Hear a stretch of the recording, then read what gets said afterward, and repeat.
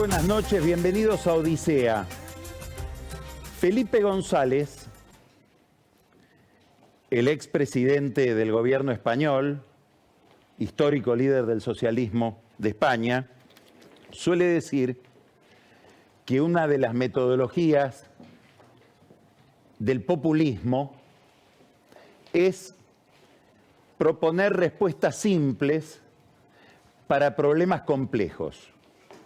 Y como normalmente esas recetas simples o esas respuestas simples para problemas complejos no resultan, no funcionan, fracasan, el paso siguiente es encontrar un enemigo al cual echarle la culpa del fracaso. Hoy en la Argentina estamos en esa situación respecto de una cuestión que como problema venimos arrastrando hace aproximadamente 22 años. En un ratito vamos a hablar con Alfonso Pratgay y una de las preguntas que le voy a hacer tiene que ver con esto.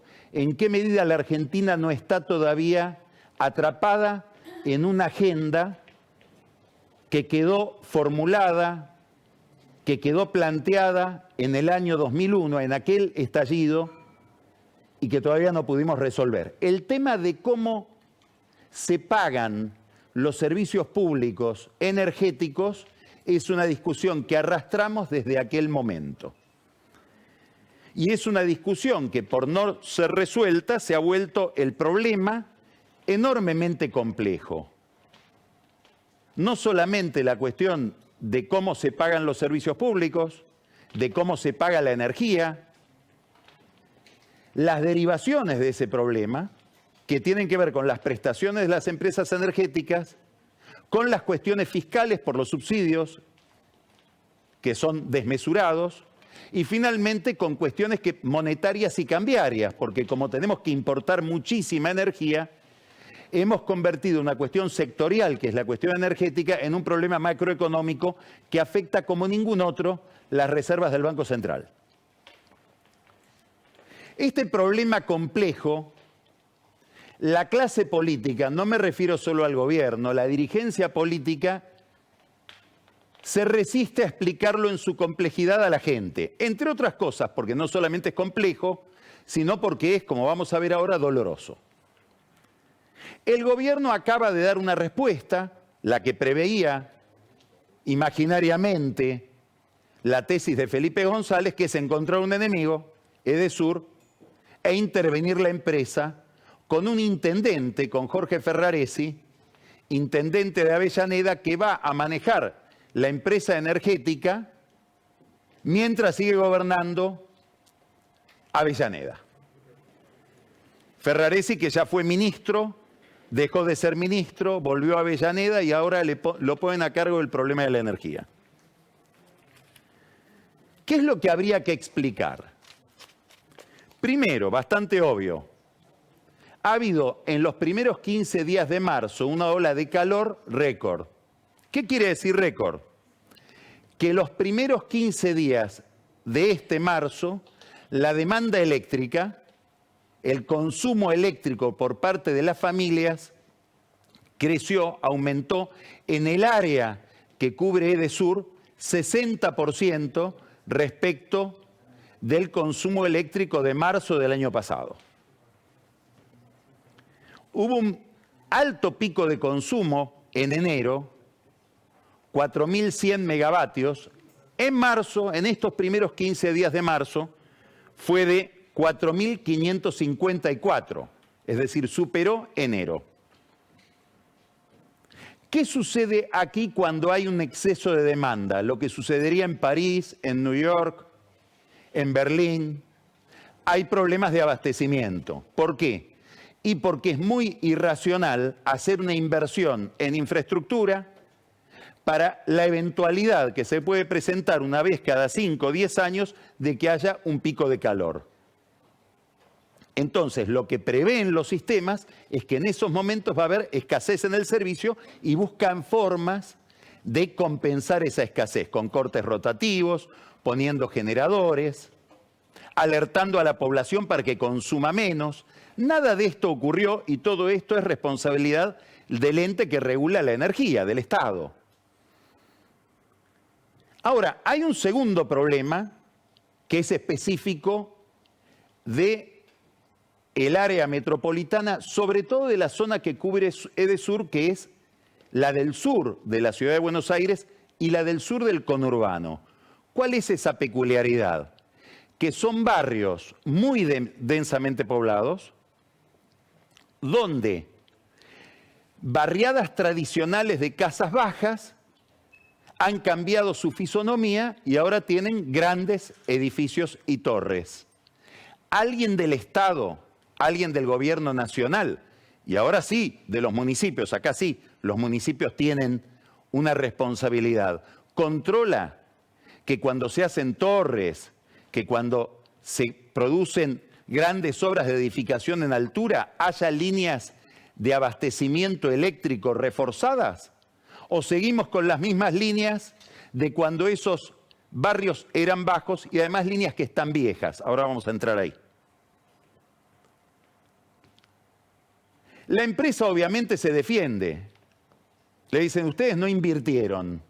Bueno, podrían decir cómo vamos a invertir si tenemos un atraso tarifario histórico de porcentajes siderales en un país con inflación y la tarifa no se ajusta. De los últimos 20 años, solo durante 16 meses, la tarifa de la distribución, que de eso estamos hablando, no de la generación, no del transporte mayorista, digamos, sino la distribución que va a las casas de familia, a las industrias, a los consumidores finales, solo 16 meses esa tarifa cubrió el costo de la distribución.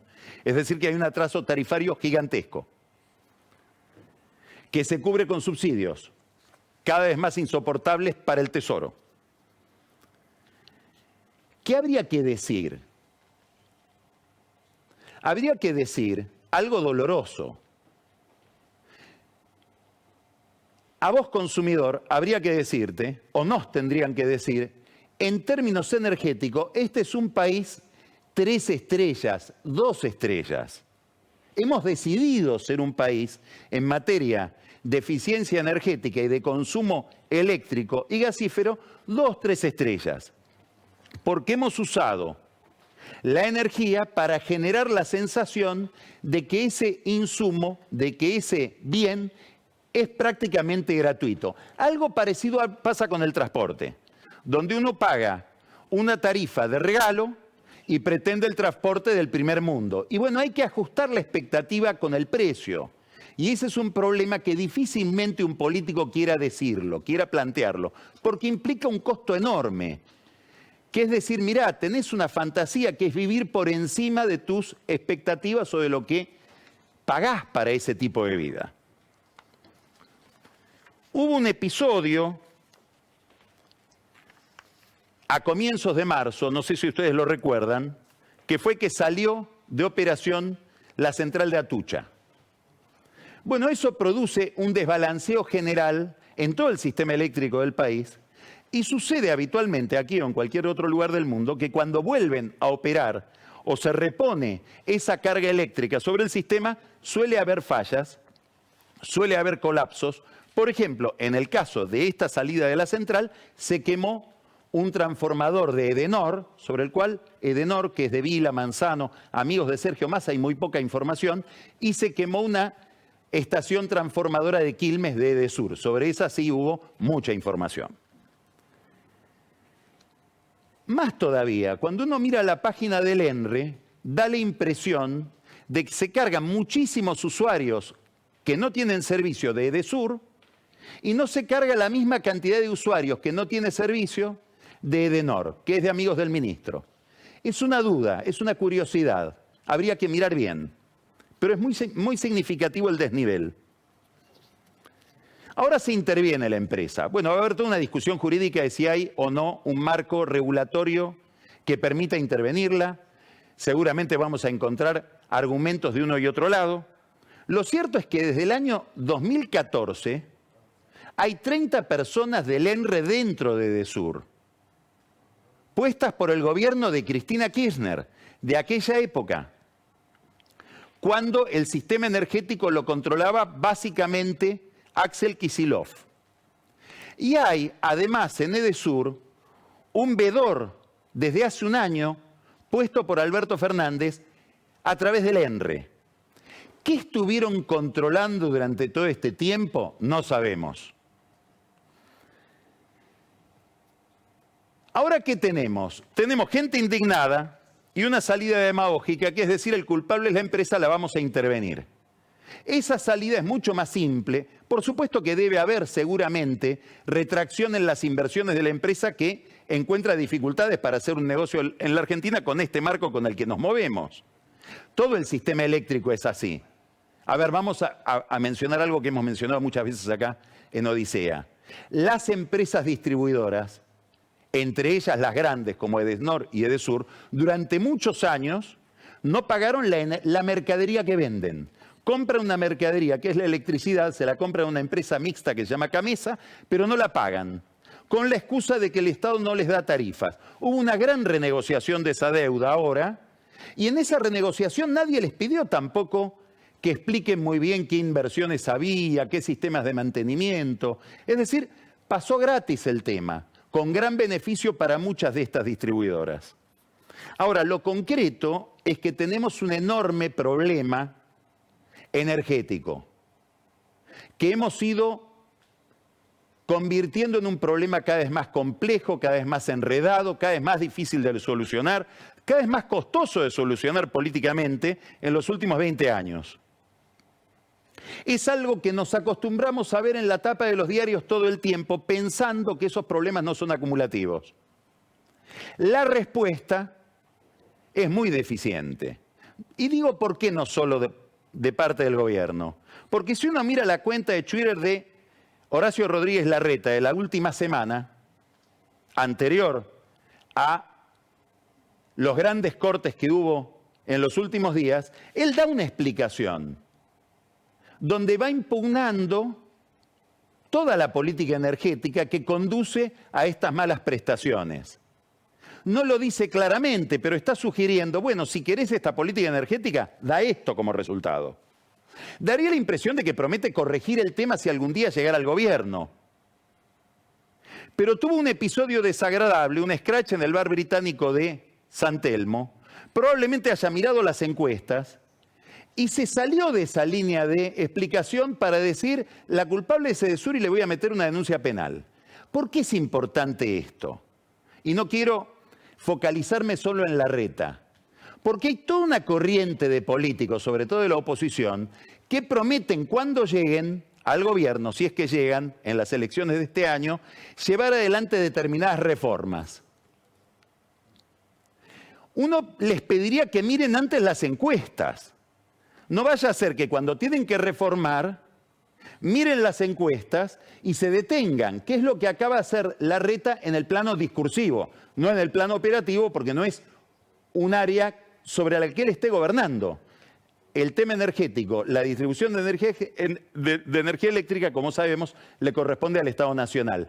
Pero me quiero detener en este movimiento por el cual en determinado momento decimos, no explicamos más cómo son las cosas, preferimos encontrar a un culpable, a un chivo emisario. ¿Por qué? Porque no quiero pagar el costo político de la verdadera explicación. Entonces acá hay un problema estructural de la política hoy, ahora vamos a entrar en este tema, que es quién le explica a la gente que este sistema está agotado, que hay que cambiarlo y que esos cambios pueden ser y van a ser dolorosos. Más aún, ¿quién le explica que si esos cambios no se hacen, la realidad con su propia inercia va a ser mucho más dolorosa que un gobierno que hace ajustes? Este es un gran signo de interrogación que interpela a la clase política en su autoridad frente a los ciudadanos, a los votantes. En este problema, obviamente, está más enredado el gobierno que la oposición. Vamos a hablar de esto, obviamente, con Alfonso Pratgay. Para eso lo hemos convocado porque es un experto de los más calificados en cuestiones económicas.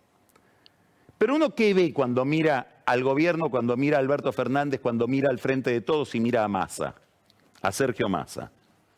que llevan adelante un plan para mantener una especie de mediocridad sustentable sin resolver los problemas estructuralmente y haciendo que las distintas variables que pueden estallar se vayan acompañando.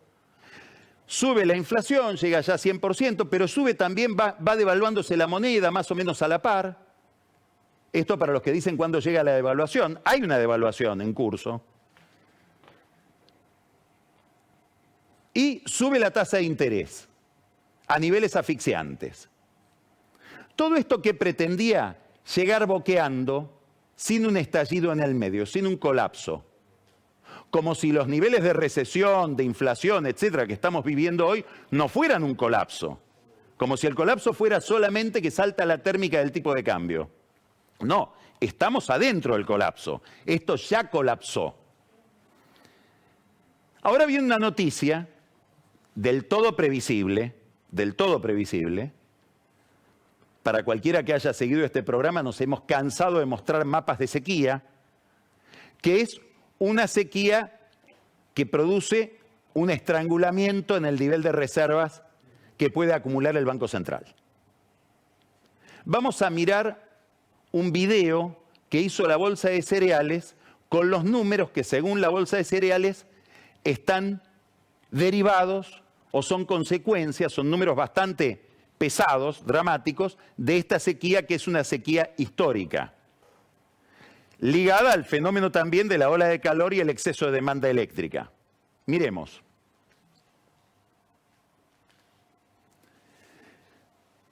Hay una caída interanual, dice la Bolsa de Cereales de Buenos Aires, del 35% de toda la producción nacional de granos, respecto, obviamente, si es interanual, de la campaña del año pasado. Es decir, de la del 21-22. Esto es el comportamiento de la producción en millones de toneladas de granos. Miren cómo va, de 130 millones de toneladas de todos los granos a 84. Esto es lo que cayó.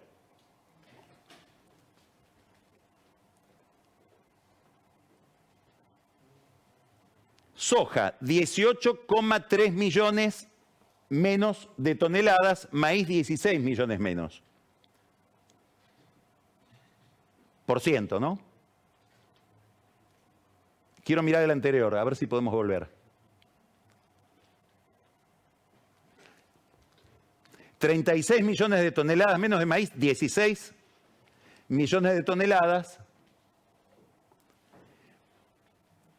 18,3% en millones de 25 toneladas menos, millones de toneladas menos. Sigamos. Hay una caída de exportaciones de este sector del 48%, casi la mitad. Significan 20.811 millones de dólares.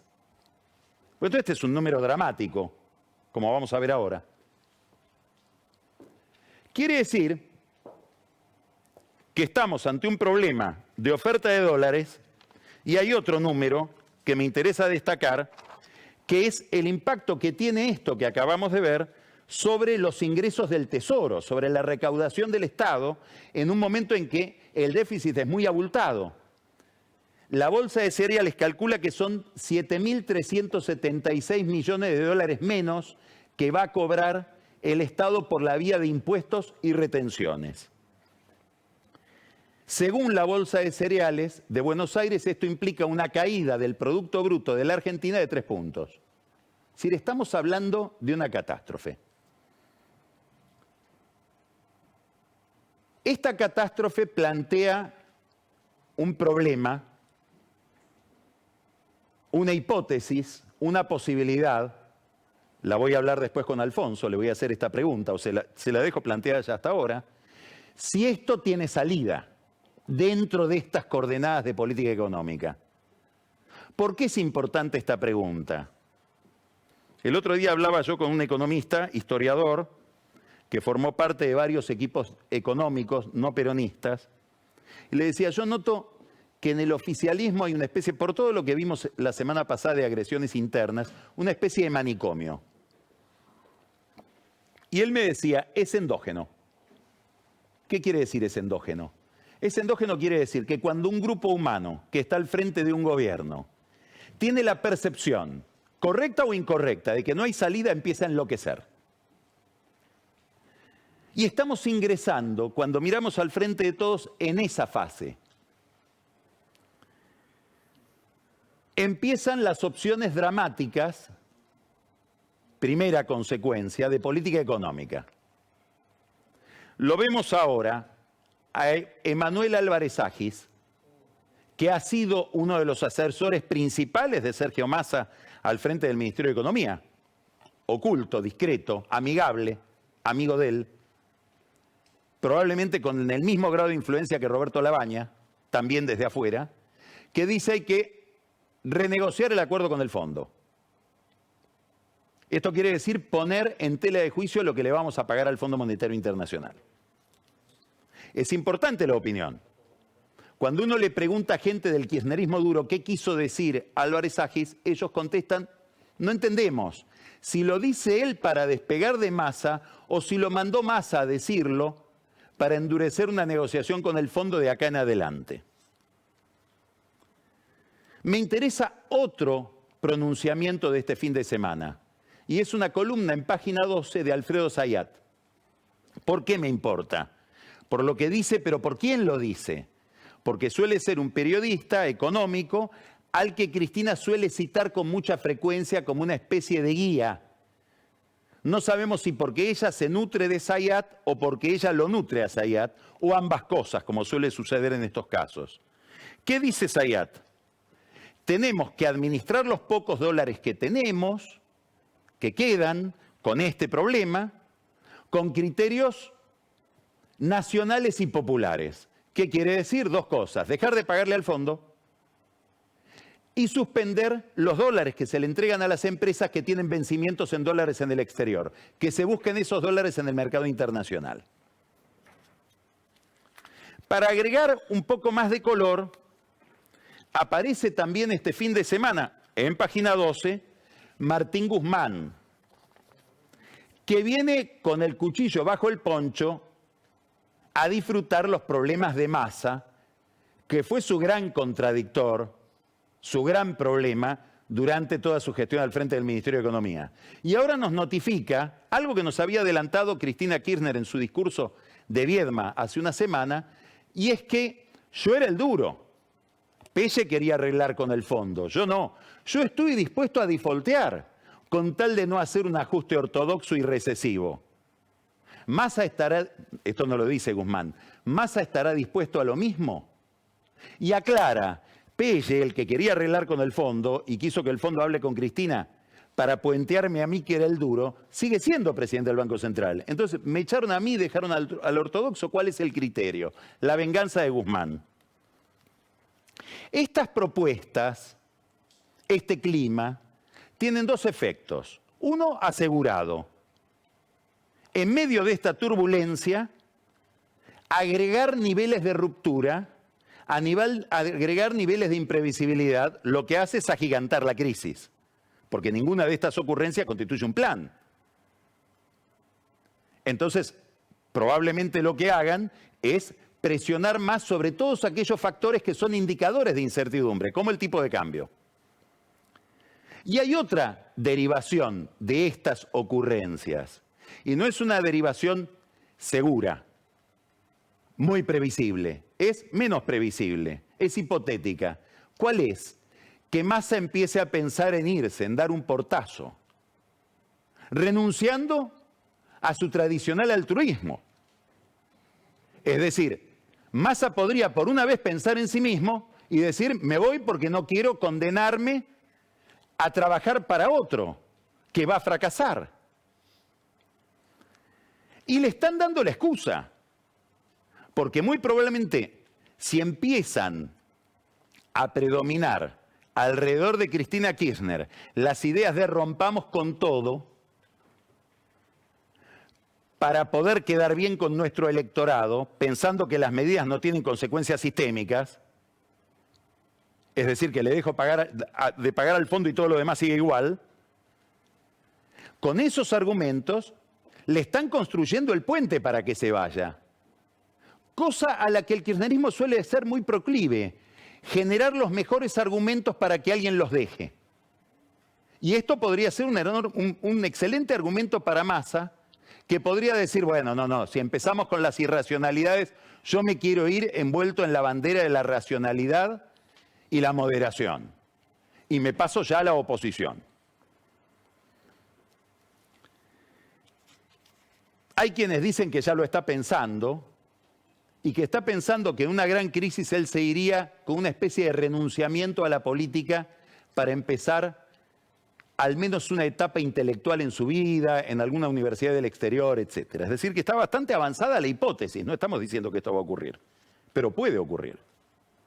Si esto pasara, habría un grupo importante de actores en la vida pública argentina, empresarios, sindicalistas, que se quedarían no solo sin ministro, sino sin candidato en las elecciones.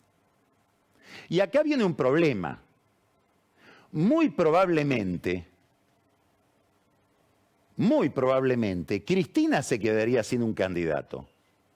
Porque hay muchos indicios de que la estrategia de Cristina Kirchner es buscar a un candidato que cumpla la función que ella le asignó a Alberto Fernández cuando lo postuló con un tuit en mayo, el 18 de mayo del 2019, que es enmascarar los rasgos menos tolerables del kirchnerismo para atraer un voto que con esos rasgos muy visibles no vendría.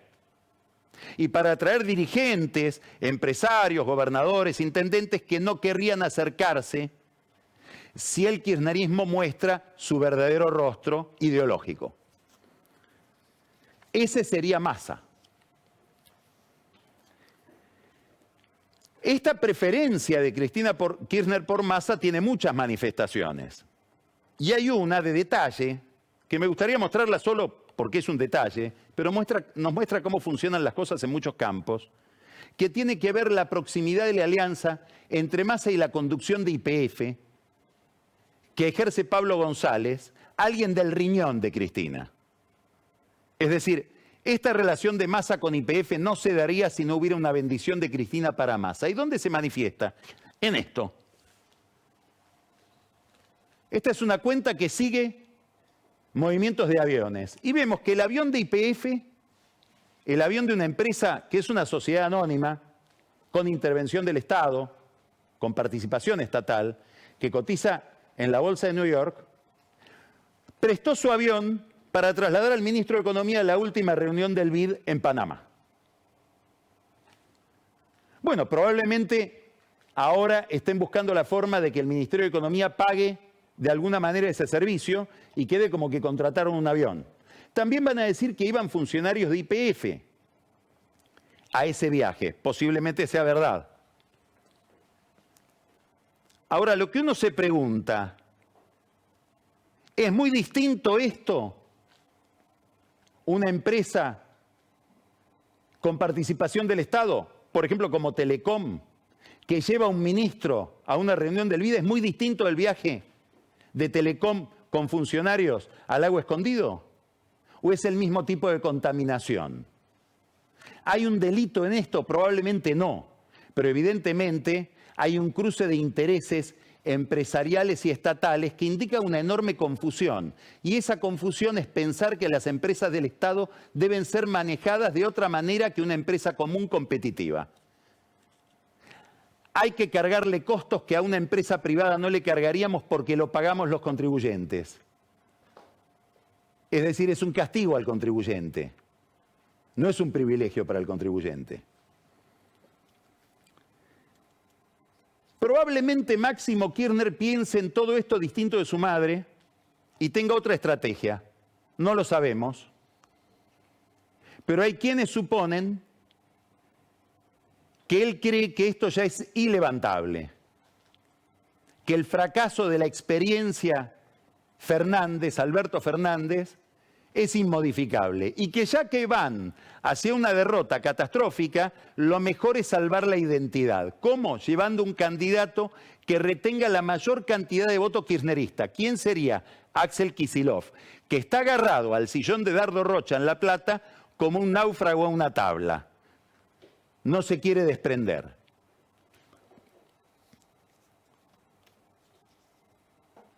Es otra estrategia, distinta de la de Cristina, que tiene un problema central. Y es que Alberto Fernández pretende ser candidato. Y esto es un enorme problema para un oficialismo que no está dispuesto a defender a Alberto Fernández. Este es un quiebre muy importante. Esto puede ordenar lo que parece una especie de avispero muy revuelto, que es el oficialismo. El eje final del conflicto es Cristina Kirchner desafiada por su pupilo, desafiada por aquel que ella designó como una especie de delegado y que ahora dice: quiero enfrentarte. Como dijo en un off the record, quiero terminar con 20 años de kirchnerismo. Ahora, esto tiene derivaciones importantísimas. ¿Por qué? Porque desata, y esto es lo que estamos viendo en estos días, una contradicción, un conflicto de agresividad creciente que no sabemos dónde puede terminar, entre otras cosas porque no vemos que sean muy conscientes de la inercia y de la escalada que está teniendo ese conflicto en sus propios protagonistas. En general, desde la Casa Rosada, desde el entorno de Alberto Fernández, no se ataca a Cristina. Se ataca a Máximo Kirchner y se ataca a Kicillof. Es decir, le tiran un poquito más abajo. Salvo Luis Delía, murió Carlos Pedro Blaquier la semana pasada. Buena parte de la izquierda kirchnerista lo castigó, la familia Blaquier, podría decirlo, persiguió, con causas relativas a derechos humanos por las cuales Blaquier fue sobreseído en la Cámara Federal Penal. Pero la figura de Blaquier, para buena parte del kirchnerismo, es una figura maldita. Luis Delía mostró esta foto en Twitter. Carlos Pedro Blaquier, amigo de Cristina. Esta foto no es trucada, es verdadera. Es una foto que se tomó cuando Blaquier le fue a presentar a Cristina Kirchner, y ella después hizo un discurso memorable sobre las propiedades afrodisíacas del cerdo, una nueva producción de cerdo a gran escala para la Argentina. Lo demás son agresiones a Máximo Kirchner, como la de Aníbal Fernández, que dijo la semana pasada: la cámpora es una calamidad. Le dijeron, pero una calamidad, y no dijo me equivoqué, dijo se me escapó. No se corrigió. No dijo, bueno, no, la verdad que no es una calamidad. Dice, se me escapó, es decir, no debería decirlo, pero es una calamidad. O algo todavía más importante, más relevante y más cruel. Aníbal Fernández, sin consultarlo, sin consultar a Kicillof, manda la gendarmería a la provincia de Kicillof, produciendo una reacción del gobernador muy intempestiva por escrito, pidiendo que se limite el ingreso de la gendarmería en la provincia de Buenos Aires. Uno dice, pero si todo el mundo quiere mejorar la seguridad, si la seguridad es uno de los ejes, después de la inflación y la economía, centrales de la política electoral de la Argentina, ¿por qué Kicillof no admite que vengan los gendarmes? Para entender esto, vamos a volver a una entrevista que hicimos el lunes pasado con Joaquín de la Torre. Cuando le preguntamos por qué no hay sangre en la provincia de Buenos Aires, si en la provincia de Buenos Aires también hay narcotráfico. Y nos dijo esto. Claro que en el conurbano bonaerense se vende por lo menos 10 veces más droga que en el conurbano rosarino. Hay 10 veces más de posibles consumidores. ¿Por qué no hay el nivel de conflicto de muertes que hay en Rosario, en el conurbano? Bueno, porque en el conurbano hay un monopolio en la autorización de la venta de drogas que maneja la policía bonaerense. En el conurbano hay un monopolio de la autorización de la venta de drogas que maneja la policía bonaerense. Esto lo dice alguien que fue intendente de San Miguel durante muchos años y que fue ministro de Gobierno de la provincia de Buenos Aires con María Eugenia Vidal. Ahora, a la luz de esta declaración, que reitera declaraciones mucho menos visibles que tuvo la exministra Sabina Frederick sobre el mismo tema, diciendo la gran diferencia entre Rosario y la provincia de Buenos Aires es que la droga en la provincia de Buenos Aires, el juego lo distribuye la policía. En este contexto vuelvo a Aníbal Fernández, que sin consultar le manda no a Kicillof, le manda a la bonaerense, a los gendarmes.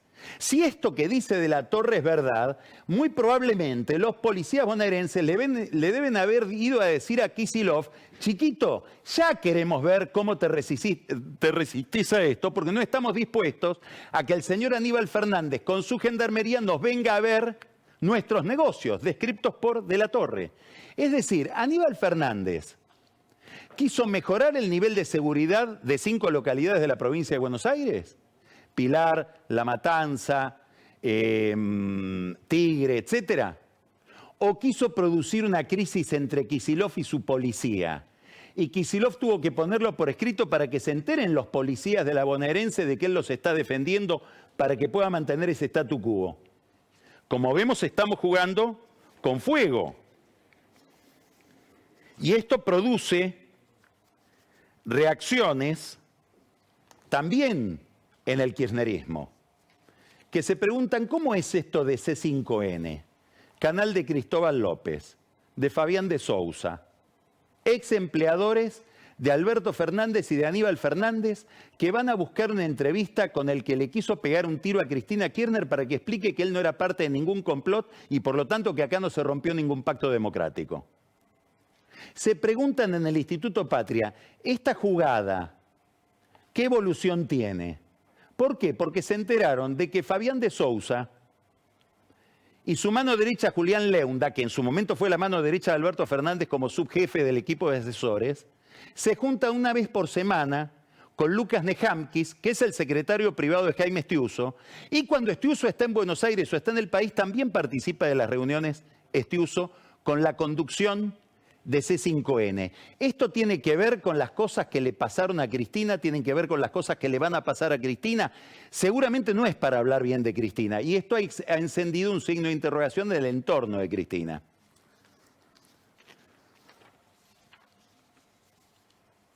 Miran otras cosas, digamos, ya estamos en peleas complicadas. Acaban de mirar una licitación de la jefatura de gabinete de Agustín Rossi con la firma de Aníbal Fernández por $3 millones, adjudicación directa a una empresa medio fantasma que tiene un capital de 3.500 euros, con una sola directora francesa, radicada en Madrid, para proveer servicios de ciberseguridad y entrenamiento en el campo de la ciberseguridad. Es probable que mañana o pasado ya haya pedidos de informes en el Congreso, de la oposición y del kirchnerismo, para saber de qué se trata este contrato. Con negocios de la seguridad en medio de problemas serios de seguridad, como sabemos que son los de Rosario. La pregunta es, en medio de esta contradicción creciente, donde jugamos con temas tan delicados, ¿es posible que el grupo que lidera Alberto Fernández conviva con el grupo que lidera Cristina Kirchner en una misma oferta electoral, en una misma paso? ¿O esto va a la ruptura? Lo debe estar pensando Cristina. Debe estar evaluándolo. No tiene la misma posibilidad que en el 2017, cuando ella se abrió del peronismo con Unidad Ciudadana, porque hoy tiene la tentación de manejar el peronismo de la capital con la Cámpora y el de la provincia con la Cámpora. Pero en ambos peronismos empieza a haber disidencias. De hecho, la semana pasada, Juan Manuel Olmos, vicejefe de gabinete de Alberto Fernández, con Leandro Santoro, principal diputado en la carrera kirchnerista de la ciudad de Buenos Aires en 2021, lanzaron un nucleamiento desafiando a la Cámpora, que es Cristina. Es decir, en la capital federal ya empieza a romperse la cosa. Miramos ahora, para terminar, a Juntos por el Cambio, y se da una lógica similar. Mauricio Macri, que está en las antípodas ideológicas de Cristina, pero que en términos de la jugada de ajedrez está en una posición muy similar, no puede tal vez ganar las elecciones, lo está evaluando, pero puede controlar al grupo frente a un Alberto Fernández que se le insubordinó, Horacio Rodríguez Larreta. Si uno quiere simplificar la interna de Juntos por el Cambio, el enfrentamiento es Macri contra Larreta. ¿Macri qué hace? ¿Se va a postular o no? No importa, porque ni él lo sabe. Lo que hay que mirar es lo que hace todos los días, campaña para presidente. Llegó de Europa y con jet lag se fue a hacer campaña a Rosario, con la excusa del libro, como Cristina con Sinceramente. Y después va a Córdoba y mide a ver si llega. Tiene pensado dar vuelta a ese naipe apenas días antes de que haya que escribir las candidaturas. Mientras tanto, por las dudas, es también el jefe de campaña de Patricia Bullrich. Y hace campaña con Patricia Bullrich y a todos los que quieren apoyarlo a él, los manda a hablar con Patricia Bullrich. Dicho sea de paso, si uno hipnotizara a Cristina, lo que quiere Cristina en beneficio del Frente de Todos es tenerlo a Macri del otro lado como candidato.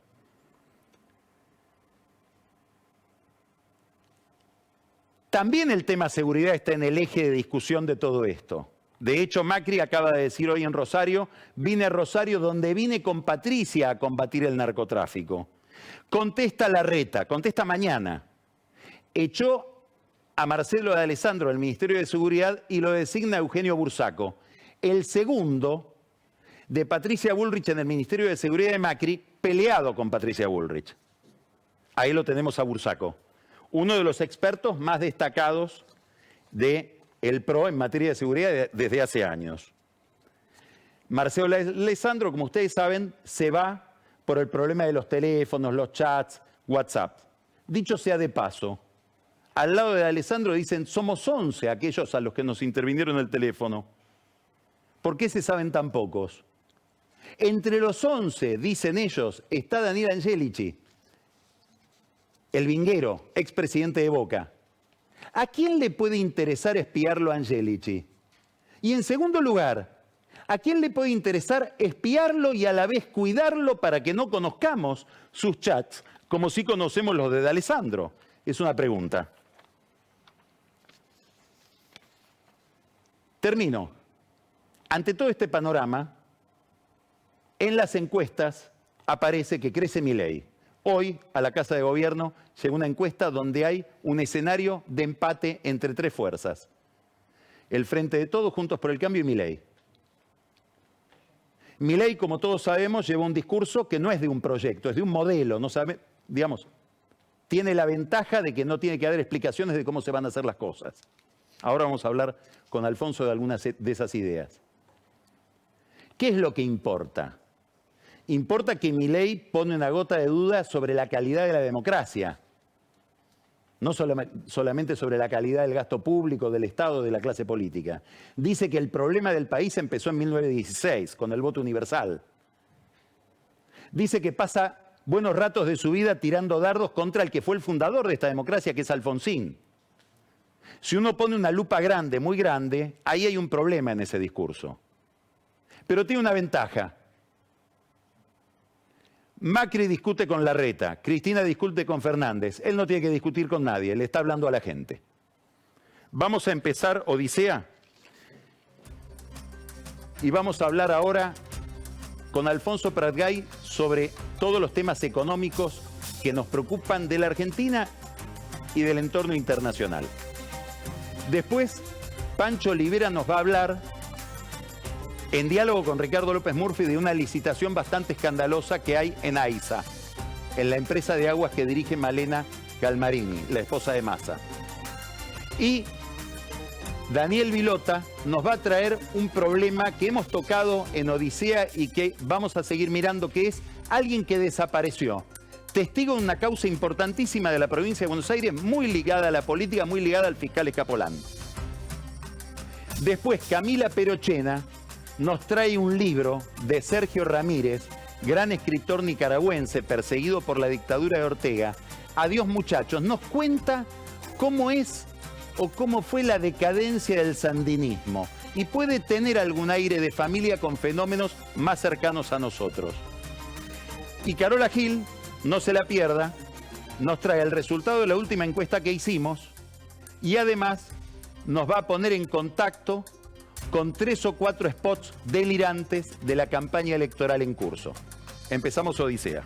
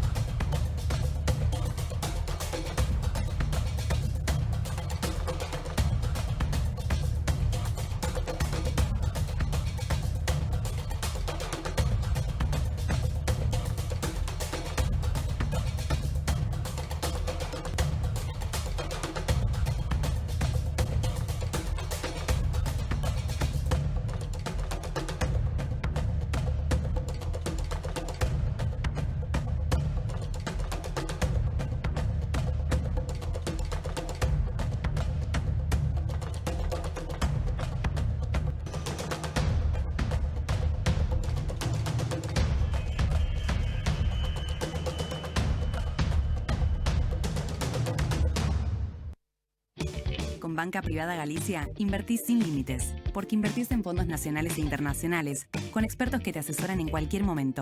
Te ayudamos con tus inversiones para que solo pienses en disfrutar.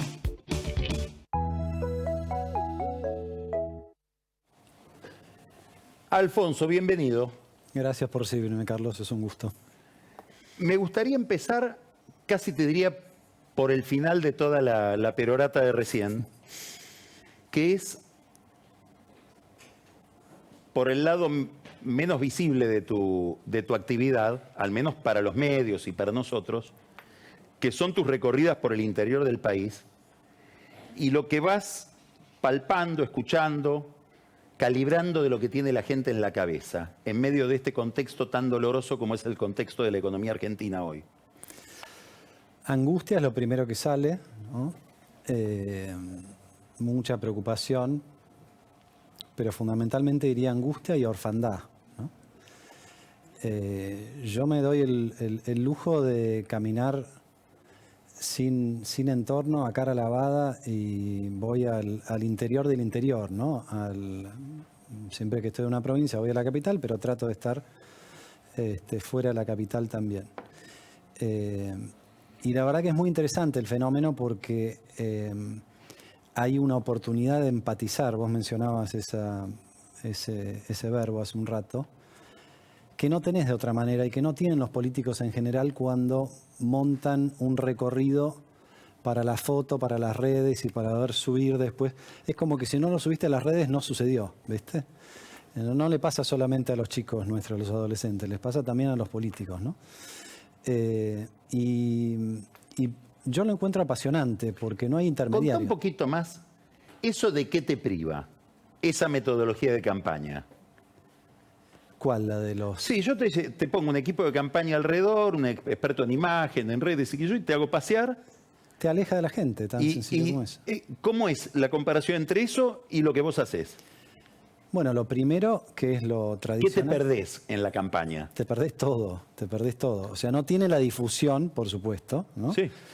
Pero vos como observador de la realidad y como un ciudadano que intenta o todavía tiene la esperanza de eventualmente transformar la realidad, te llevas un insumo que de otra manera no lo puedes llevar, ¿no? El mano a mano. A ver, yo lo que percibo, por ejemplo, algo que no deja de sorprenderme y lo veo en todos los rincones del país. La gente no se acerca a que le des la solución. Casi que no te piden la solución. Incluso muchos ni siquiera esperan que haya una solución. Se acercan para que los escuches. O sea, yo la mayor parte del tiempo estoy escuchando. Te juro que es muy movilizador porque te cuentan la pequeña historia de su hijo que le pasó tal cosa o del comercio que le pasa tal otra cosa, ¿no? El empleado que tomaron hace 2 meses y les hizo un juicio. Bueno, solamente te quieren trasladar su problema y ya ni siquiera te piden una solución, ¿no? Lo que sí dicen, muy conscientes de que estamos en un fin de época y de que no hay ninguna chance de que este gobierno como está, y como lo describiste vos hace un rato, pueda reconfigurarse y ganar las elecciones, sí suplican, mirando a la oposición, por favor, manténganse juntos, manténganse unidos, ¿no? Ahora, me interesa saber cómo esa persona que camina por las ciudades del interior, por el interior del interior, que escucha todo esto, que no recibe la presión de que le den soluciones, ahora toda esa información que se va recabando en esos paseos pasa por la cabeza de alguien que tuvo responsabilidades muy importantes en un banco de inversión, en temas hipertécnicos de monedas, etcétera, fue presidente del Banco Central, fue ministro de Economía, habla con el Financial Times. Cuando vos recogés todo esto y pasa ahora por tu cabeza esa información, ¿cuál es el problema? El problema de Argentina, decís Sí. en general, es un problema cultural y es un problema político mucho más que económico, ¿no?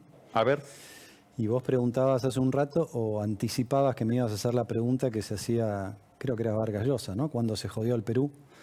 ¿Cuándo se jodió Argentina? ¿No? Y la verdad que no tenemos un registro de un momento en el que pasó un evento en particular que lo gatilló. Por lo menos no estábamos cuando eso sucedía, ¿no? Hoy el principal problema, o el problema del que emanan muchos otros, es que no tenemos moneda. Y que una sociedad que no tiene moneda básicamente no puede proyectarse hacia adelante, ¿no? Cuando yo me junto con comerciantes o con pequeños emprendedores que dicen, bueno, yo hago mi Excel, ¿no? No pueden aspirar a más que eso, y no sé qué número poner. Y la verdad que cuando estoy vendiendo, no sé si estoy vendiendo por debajo o por encima del costo de reposición. No tengo ni idea, solamente sé que lo estoy haciendo, ¿no? Entonces, una sociedad que no tiene moneda no tiene futuro. ¿Cuándo se jodió la moneda en Argentina? Hace muchísimo tiempo. Yo venía haciendo un poco de historia, me meto en tu terreno más que en el mío, ¿no? Pero si vos mirás la década del 60 y del 70, eran décadas de alta inflación, pero inflación curiosamente contenida en el sentido que nunca se disparaba, entre 10-15% anual y 80% anual, ¿no? La barrera del 100 recién la rompimos en 1975, inmediatamente después del Rodrigazo, ¿no? Celestino Rodrigo, no tenemos que explicar demasiado, más que decir que era, ¿sabes de qué profesión era Celestino Rodrigo? ¿ingeniero? Ingeniero, así es. Eso nos lleva también a una discusión, ¿no? Ahora que está en boga si el ministro de Economía tiene que ser o no tiene que ser economista. Bueno, a los ingenieros no les fue muy bien y a los abogados tampoco, ¿no? Si querés podemos hablar de eso. Pero Massa es abogado, Massa es abogado, exacto. Entonces, como Martínez de Oz. Como Martínez de Oz, como Hueve, ¿no? Exacto. Como Pugliese. Exacto.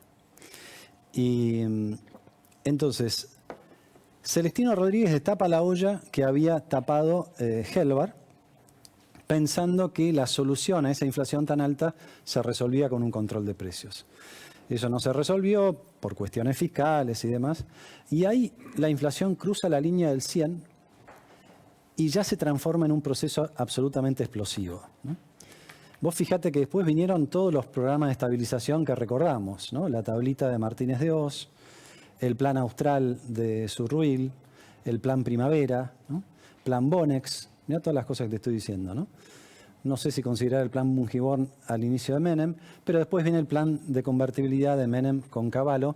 Recién ahí, casi 20 años después de que la inflación cruzó el 100%, con la convertibilidad se pudo contener durante algún tiempo. Digo, se pudo contener porque se atacó la cuestión monetaria, pero no se atacó cabalmente todos los otros temas, ¿no? ¿Por qué no le explicás a alguien que no sabe nada de economía, porque esto va a estar muy de moda todo este tiempo, qué es un plan de estabilización? ¿Y qué condiciones tiene que tener para ser exitoso? Plan de estabilización básicamente es un programa económico que tiene como principal objetivo recuperar la confianza en la moneda. Cuando nosotros hablamos de inflación es la contracara de la moneda, en el sentido de que suben los precios porque en realidad lo que está pasando es que está cayendo el valor de la moneda. Para hacerlo bien gráfico, nosotros hoy tenemos un billete de 1000 que es el de mayor denominación, ¿no? Al valor del dólar libre hoy, ese billete vale $2,50. Nunca, ni siquiera en la época de hiperinflación, Argentina tuvo un billete de mayor denominación tan bajo como este. No es una cuestión técnica, es una cuestión también cultural. O sea, ¿qué vale el billete que más vale? Si el billete que más vale no vale nada, la moneda no vale nada. Entonces, un programa de estabilización lo que tiene que intentar y lo que tiene que lograr es justamente que los ciudadanos vuelvan a confiar en su moneda, ¿no? Si vos mirás los últimos 20 años de la salida de la convertibilidad, hubieron solamente 2 años en los que la inflación fue tan baja que daba la impresión de que los ciudadanos habían vuelto a confiar en su moneda. Nosotros estábamos en el Banco Central en ese momento. Y a lo largo de ese periodo de casi 2 años tuvimos inflación de 3,7% en el 2003 y un poquito más del 6% en el 2004. Hubo un momento donde el Banco Central cortó la tasa de interés de las LEBACs, ¿no?, que después se transformaron en el LELIQ, los problemas se van, ¿no?, al 0,8% anual. Repito, 0,8% anual. ¿Hoy cuánto está esa tasa? Hoy esa tasa del LELIQ es una tasa efectiva del 115% anual. El 0,8% anual de 2004 que te estoy hablando era incluso más baja que la tasa de interés de la Reserva Federal. ¿Qué pasaba? ¿Habían enloquecido todos? No, de golpe los argentinos se dieron cuenta que necesitaban los pesos para funcionar, aumentaba el ritmo de la economía, aumentaba la demanda de dinero y entonces vendían sus dólares para tener pesos.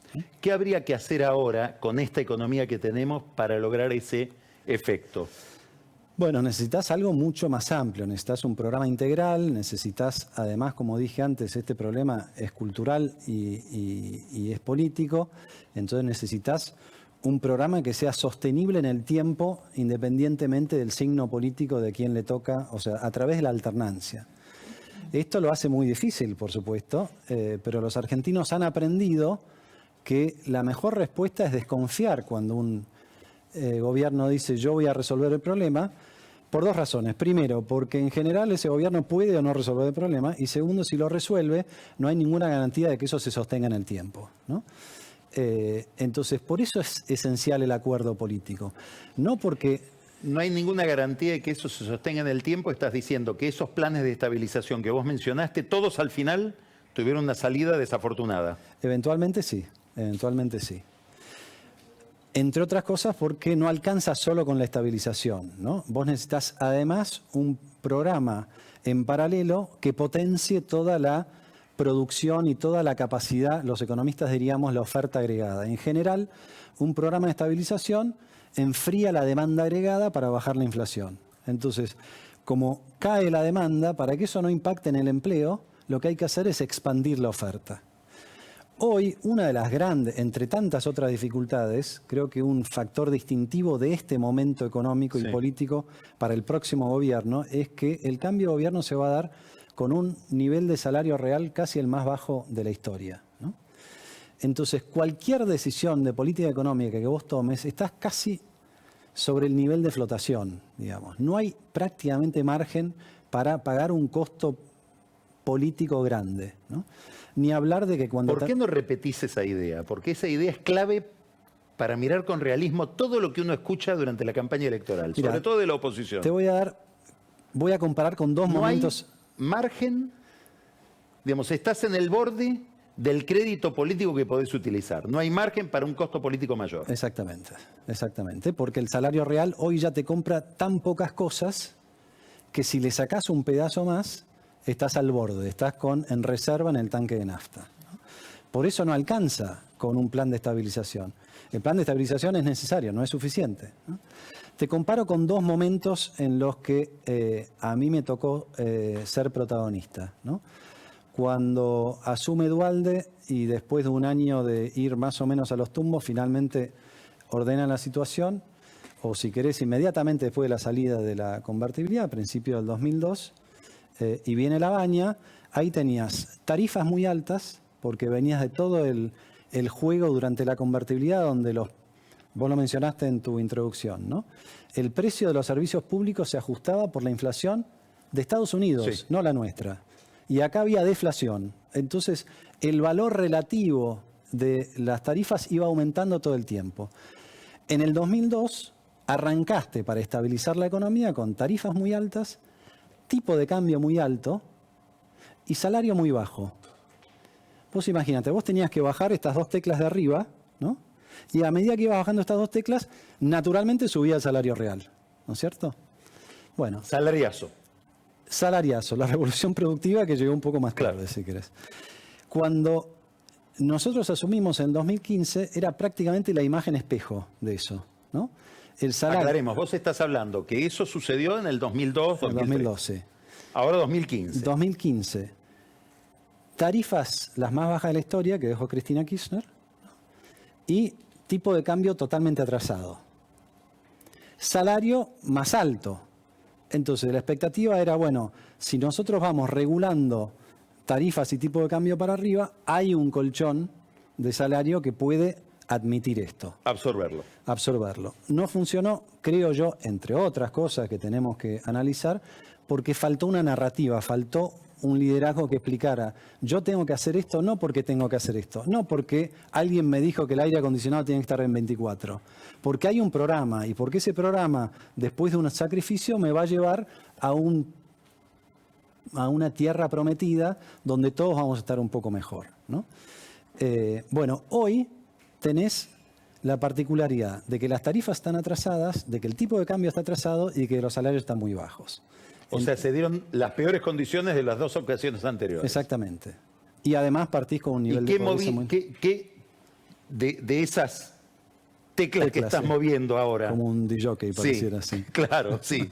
¿Cuál tocas? Exacto. Y tenés que tocar todas, básicamente. ¿Y pero cómo tenés- haces? Tenés que tocarlas con, bueno, como decía antes, con un programa integral que atienda a todas las otras cuestiones también, ¿no? No solamente hace falta que el ministro de Economía, creo que esta discusión ya está zanjada, que tenga todo el poder, ¿no? No puede pasar que una de las teclas la maneje otro ministerio, otra tecla, esa ensalada no puede suceder, ¿no? Pero además, el presidente tiene que tener no solamente la encarnadura y la claridad de comunicarlo, sino una visión muy clara de cuáles son las consecuencias y cuál es, yo diría, la dinámica detrás de ese programa. Y para eso tiene que convencer a la oposición de que está en el mejor interés también de la oposición que este presidente resuelva el problema, porque cuando haya alternancia en el poder vamos a estar todos un poco mejor, ¿no? ¿Vos ves que cuando mirás hoy el panorama de la política, alguien está preparando a la gente para esto? ¿Está construyendo este consenso, este mandato? Yo lo que veo es algo parecido a lo que vos acabás de describir. En cada uno de los dos polos hay mucho más pelea interna que discusión generosa acerca de cuáles son los roles y acerca de cuál es el camino y de qué manera vamos a transitar ese camino. ¿No ves que hace una idea clara ahí? No, veo que hay coincidencias respecto a algunas cuestiones, pero no hay una idea clara de cómo es. Vos preguntabas cómo es la salida, ¿no? Sí. Me parece Si que esto tiene salida. A ver, te contesto con lo que me dicen los ciudadanos Sí. cuando se acercan. Ellos no ven la salida porque no ven que haya una propuesta clara de cuál es el camino a transitar, ¿no? En todo este panorama aparece por los palos otro sujeto que te dice dolaricemos. Milei. ¿Y Bueno, no hay dólares para qué te dolarizar. induce? ¿Qué quiere decir dolaricemos? Bueno, me parece que es un poco la fantasía de resolvamos el síntoma, que es la falta de confianza en la moneda, que todo lo otro, que son las causas, se va a ordenar naturalmente, ¿no? Eso no es así, porque aunque vos dolarizaras, si pudieras dolarizar, discutamos después que no podés, pues no tenés los dólares, ¿Qué quiere decir eso? Muy importante. que no podés o que... Que no podés. Y no podés porque hay mucho más pesos que dólares. Entonces, si vos querés dolarizar, tenés que explicar antes qué vas a hacer con todos esos pesos que están circulando. Que no son los pesos de los bancos, son los pesos de los ahorristas. Sí. Entonces, al ahorrista que lo querés convencer de que es una panacea la dolarización, después explicarle que no va a poder ir a buscar sus ahorros. Esto es clave. Sí, porque claro esa que es parte clave. del cuento no está contada. No, claro, no está Bueno, contada. ahora sigamos. Bueno, entonces, aun cuando creo que en la lógica o en un paper que anda dando vueltas, ellos dicen, no, pero en realidad los dólares los conseguís porque te los presta el tesoro. Te los presta el tesoro, ¿no? El problema es mucho más profundo que eso, porque vos dolarizás ¿Y qué pasa con la falta de competitividad de la economía? ¿Qué pasa con el déficit fiscal? ¿Qué pasa con los problemas de relación del Estado Nacional con las provincias? ¿Qué pasa con todas estas cuestiones? ¿Se solucionan mágicamente? No, no se solucionan mágicamente. Pero claro, esa idea de Milei prende por dos razones. Por la bronca que hay con la política y por la desesperación de que aparezca una solución, aunque sea una solución mágica, ¿no? Entonces creo que el coraje de Juntos por el Cambio consiste en explicar que no existe una solución mágica. Pero ¿qué deberían aprender los líderes de Juntos por el Cambio de Milei? Si hubiera algo que aprender. No, deberían atender que Milei efectivamente captura un estado anímico de la sociedad que le está diciendo a los políticos: ustedes hasta ahora no han resuelto los problemas, ¿no? Ahora quiero aprovechar que estás acá para hacerte una última pregunta que tiene que ver con el mundo. Empiezan a aparecer todo el tiempo cosas raras, guerras imprevistas, derivaciones de las guerras que tienen que ver con locura energética y ahora problemas con los bancos. ¿Son cisnes negros o son cisnes blancos? Había que esperar que esto sucediera y qué efecto puede tener sobre nosotros. A ver, como siempre, la autopsia es mucho más sencilla que el diagnóstico previo, ¿no? Ahora hay todos expertos que dicen sí, era obvio que iba a suceder. Entonces no caigamos en eso. Pero a tu pregunta, no, es un cisne blanco, más allá de que se haya previsto o no, porque está dentro de las reglas de juego de lo que sucede habitualmente en estos episodios de suba de tasas de interés. O sea, vos vas para atrás, de vuelta, haciendo un poquito de historia, y no hay, mirá lo que te voy a decir. Estás hablando de la suba de tasa de interés de la reserva en Estados Unidos. Para combatir la inflación. Exacto. Cada vez que hubo un proceso sostenido de suba de interés en Estados Unidos, y este es el más intenso de la historia de los últimos 50 años, 4,5 puntos en un año, es muy intenso, un shock. Cada vez que la Reserva Federal subió la tasa de interés en una cantidad parecida a esa, hay dos cosas que sucedieron inexorablemente. Una recesión en Estados Unidos, y a veces recesión global, y una crisis financiera, o en Estados Unidos o en algún otro lugar del mundo. Nosotros recordamos muy bien la crisis del tequila, que fue el eslabón débil de la cadena financiera en el 94. Pero antes de eso tuviste la crisis de una parte del sistema financiero en Estados Unidos, los Saving and Loan Companies. La crisis financiera internacional del 2008-2009 viene como consecuencia de la suba de la tasa de interés que pinchó la burbuja inmobiliaria, ¿no? Lo raro hubiera sido que después de este proceso tan intenso no hubieras tenido una crisis en Estados Unidos, ¿no? La novedad es que esa crisis se expandió rápido al lugar que no te imaginabas, que iba a ser Suiza, que los comportamientos hoy son mucho más veloces que en cualquier otro lugar. Porque hay una relación directa entre esto y la compra de la absorción del Credit Suisse por UBS, ¿o era un problema preexistente? Era un problema preexistente. Vos pensás que el Credit Suisse llegó a valer hace 5 o 6 años, valía 100.000 millones de francos. La semana pasada ya valía 7.000. Venía perdiendo mucho dinero por malas decisiones, pero ese proceso se aceleró con la suba de tasa de interés. Correcto. Porque es como que bajó la marea y miramos quién está desnudo y sin traje de baño, ¿no? Lo de Suiza es increíble porque el Credit Suisse, este número sé que te va a encantar. El Credit Suisse tiene un balance de 600.000 millones de francos suizos, que es más o menos 600.000 millones de dólares. Eso es más del doble del tamaño del balance del Banco Central de Suiza, que lo tiene que rescatar. Y ahora el Credit Suisse lo compró otro banco, con lo cual ese banco ahora es 5 o 6 veces más grande que el regulador. Eso es inviable también, ¿no? Cuando la Reserva Federal y el FDIC deciden rescatar al banco de Silicon Valley y a otros dos más, en total son 320.000 millones de dólares. Para entender la perspectiva de eso, el sistema financiero de Chile, que es el más sofisticado de la región, tiene un valor de 300.000 millones de dólares. Es como si hubieras tenido que rescatar todo el sistema financiero de Chile. Las consecuencias obviamente van a ser muy grandes y la manera en que esto se resuelva también va a tener un impacto. Vos fijate que la decisión política, a mi juicio inexplicable, que tomaron las autoridades en el caso de Estados Unidos fue, en el caso de estos dos bancos, tenían el 95% de los depósitos no estaban cubiertos por el seguro de depósitos y sin embargo dijeron, bueno, estos depósitos que no estaban asegurados y que nadie había pagado un seguro para estar asegurados, ahora van a estar asegurados. Entonces, ¿qué pasa ahora? Todos los bancos dicen, Claro. yo pido también que aseguren todos mis depósitos, ¿no? Los comportamientos se aceleran y yo creo que hay una combinación entre el ciclo de las tasas y la mala regulación. Y pareciera ser que nunca aprendemos de las crisis lo que sucede con las posibilidades de regular, ¿no? Creo que esto va a llevar a una gran discusión.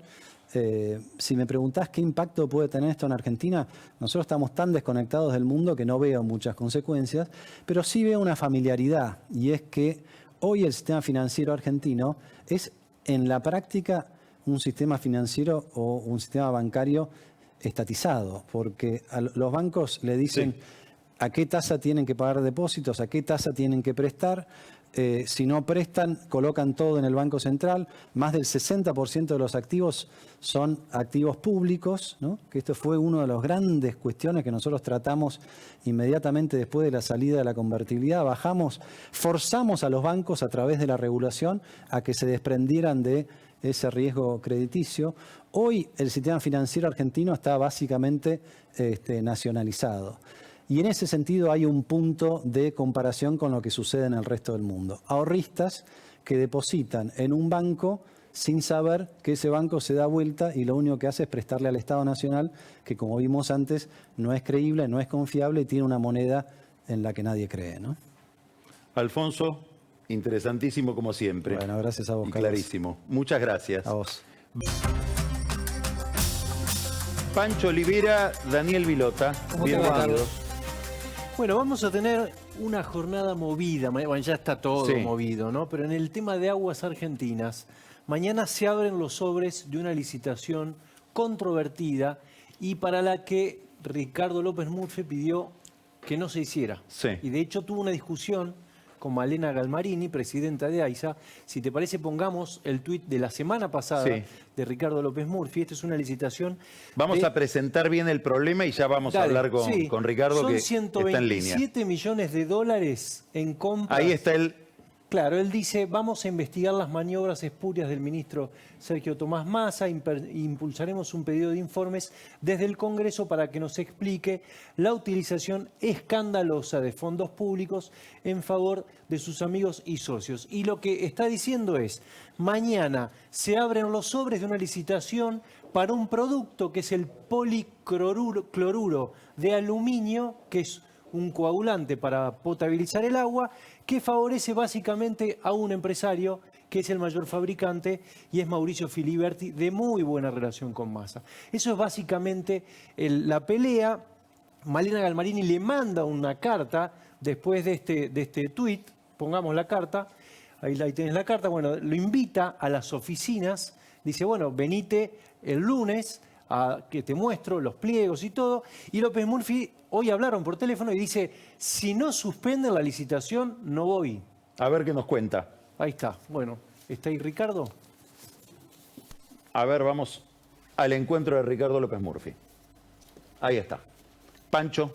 Sí, Ricardo, ¿qué tal? Bien, buenas noches. Bueno, básicamente es un poco el pedido de ustedes es ese, que se suspenda la apertura de sobres de mañana.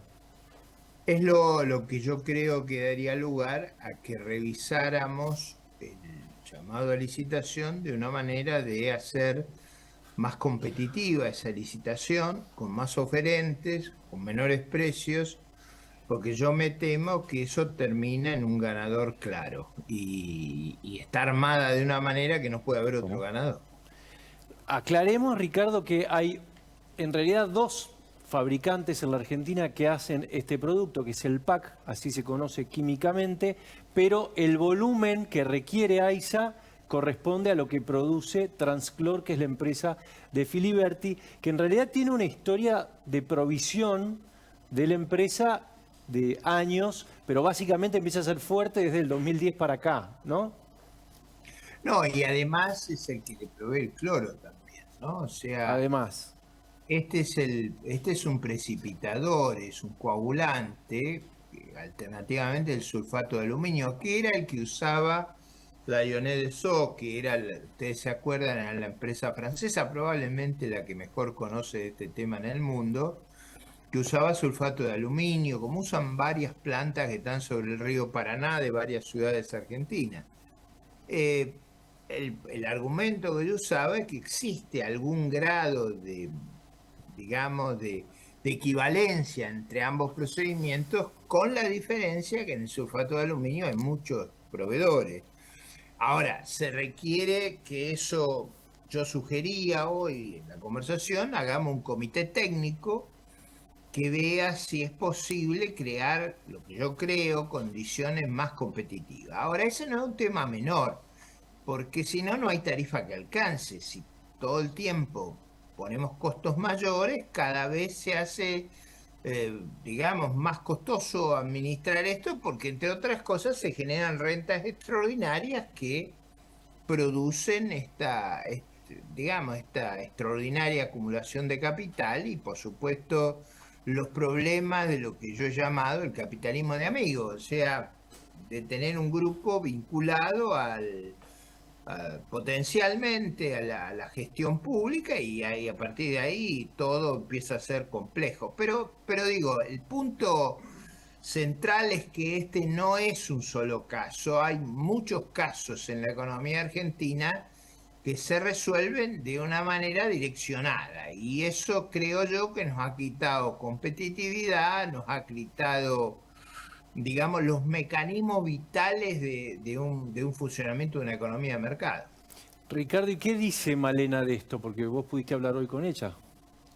No, ella me contó a mí que ella creía que había cumplido los procesos técnicos adecuados y bueno, a partir de ahí no hay mucho para conversar, o sea, si ellos van a seguir adelante, ¿cuál era el rol que yo cumplía? No había ningún sentido, yo creo que, más aún, mi pedido de informe busca crear el riesgo de que estas cosas sean muy costosas políticamente y generar la reacción en la sociedad. No le he tenido éxito a pesar del artículo de Carlos Pañi, de Daniel Santoro, o sea, no ha sido un tema que ha sido tomado a la ligera, es un tema crucial en el sistema económico y político de Argentina. Y en el medio de todos los problemas y dificultades que soportamos, por supuesto esto puede pasar desapercibido, pero es un problema muy serio de nuestro diseño organizativo. Una de las respuestas que me dieron a mí es, bueno, hasta ahora venimos funcionando con lo que le compramos al gobierno de Macri, que es decir que Macri también en un momento autorizó este tipo de compras. No, claro, eso que no es reciente el problema y justamente yo hice el planteo mirando una experiencia que es notable. Cuando nosotros tuvimos concesionada la firma a una de las firmas más avanzadas del mundo, el procedimiento que usaba no era el que se usa ahora. Y bueno, ahí puede haber una discusión de carácter técnico, pero yo sospecho que la Lyonnais Desaulles era muy buena en términos de sus capacidades técnicas. Y sigo creyendo que existe ahí un intercambio entre usar un insumo y el otro, razonable de explicitar en la licitación y que genere una competencia muy aguda y que produzca una baja de costo. Ese en última instancia mi objetivo. Gracias, Ricardo. Muchas gracias, Ricardo. Buenas noches. Y seguiremos mañana el tema. No, claro. Gracias. Mañana va a ser. Porque véanlo políticamente. Yo tengo una predicción. Que la licitación la gana el que gana también las licitaciones de cloro. Sí. Está muy vinculado al sistema sindical y político de Argentina. Esa es mi previsión. Vamos a ver si le acierto, porque también puede ser que la declaren desierta, porque cuando vean el resultado, Claro. algunos se asustan. Vamos a ver mañana a ver qué pasa. Cuidado, porque nos estamos metiendo en un problema grande. Y Muchas gracias, Ricardo. Tengan seguridad que se están metiendo en un problema grande. Muchas gracias. Buenas noches. Buenas noches. Bueno, Pancho. esto es un poco... Acá la clave es la palabra que está en el pliego porque no usa un genérico, no dice un coagulante, dice directamente Este producto, policloruro, claro. que sabemos que lo fabrica Claro. casi un único oferente. Exactamente. Y lo fabrica porque cambiaron el modelo de negocios cuando entra el Estado. Néstor Kirchner estatiza Aguas Argentinas y cambian la matriz y a partir de ahí invierte una planta de este producto. Hasta ese momento, Aguas Argentinas funcionaba con el otro producto, el sulfato de aluminio. Hay que recordar que cuando Néstor Kirchner estatiza, de facto la empresa se la entrega al sindicato. Claro, ¿qué es lo que hace? A José Luis Lingeri. Al sindicato, a José Luis Lingeri, que el mismo día que firman ese convenio se da vuelta, porque no sabe de agua para operar y para invertir, y firma con la empresa. Con este señor Mauricio Con ese Filiberti, que es el que aparece ahí con lentes Sin negros. ningún Ahí está criterio, Lingeri. sin ningún criterio. O sea, podríamos haber sido Vilote y yo. No iban a ser Vilota y vos. ¿Vos decís que no? Y no. Bueno, No sos lo suficientemente amigo de Lingeri como para que te entregue semejante negocio. Tengo el gusto de conocerlo. Claro. a partir de ese momento, obviamente empieza a ser un jugador fuerte.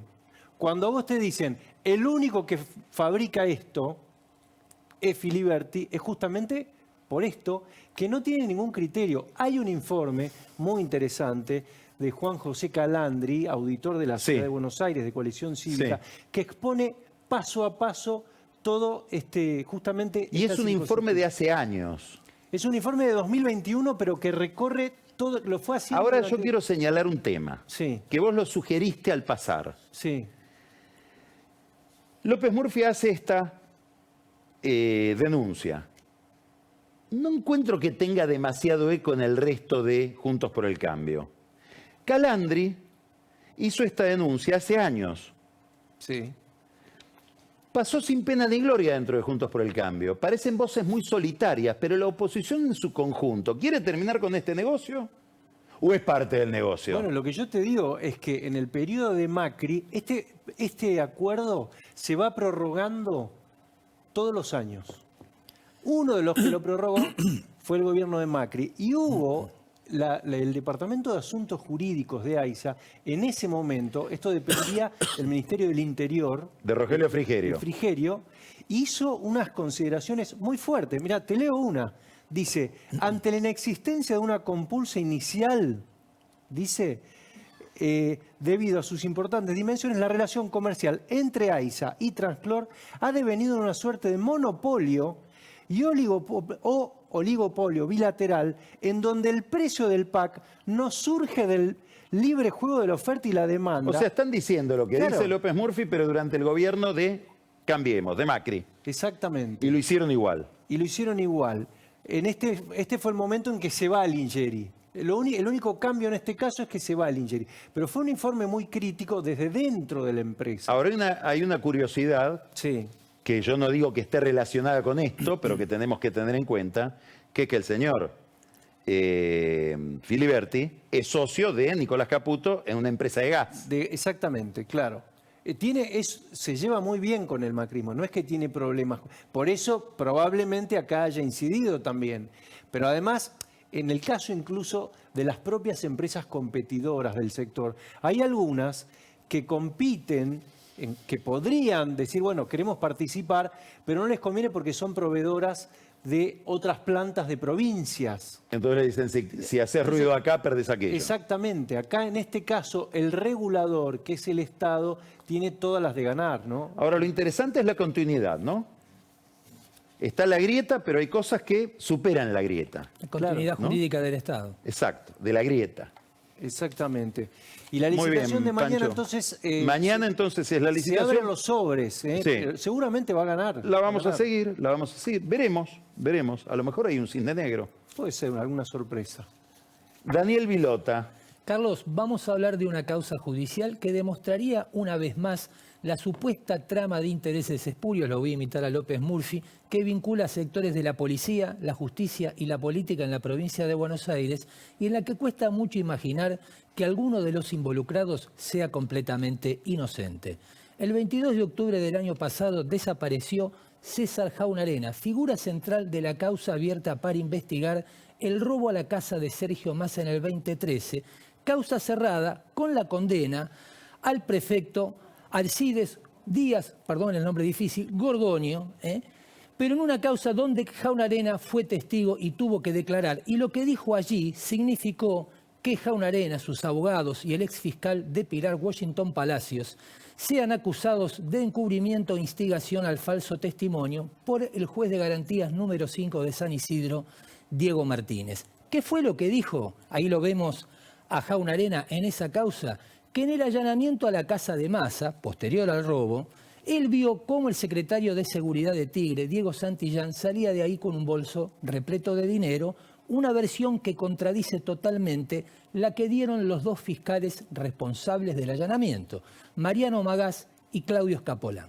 A fin del año pasado, la madre de Jaunarena, María Isabel Freita, presentó un recurso de habeas corpus en la Justicia Federal de San Isidro que terminó de aceptar el Miguel Ángel Guerrero, que es el titular del Juzgado Federal del Dorado, Misiones, donde habrían visto por última vez a Jaunarena. En esa presentación, la madre de Jaunarena asegura... O sea, Jaunarena hoy está desaparecido. Hoy no sabemos dónde está.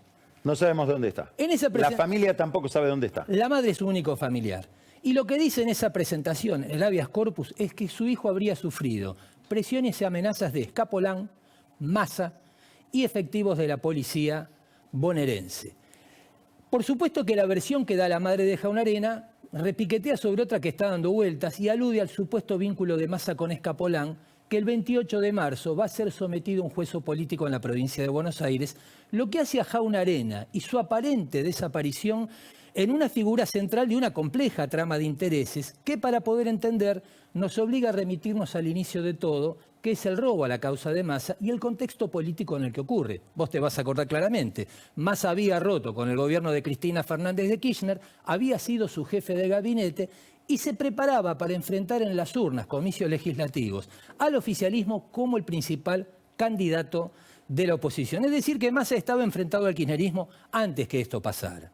El robo a la casa de Massa pasa el 20 de julio del 2013, pero trasciende el 8 de agosto, casi 20 días después, por una nota que Horacio Berbisky firma en página 12, pero donde no se consigna que el ladrón es un efectivo de las 3 fuerzas de seguridad nacional que en ese momento dependían de Sergio Berni, que era el secretario de Seguridad Nacional.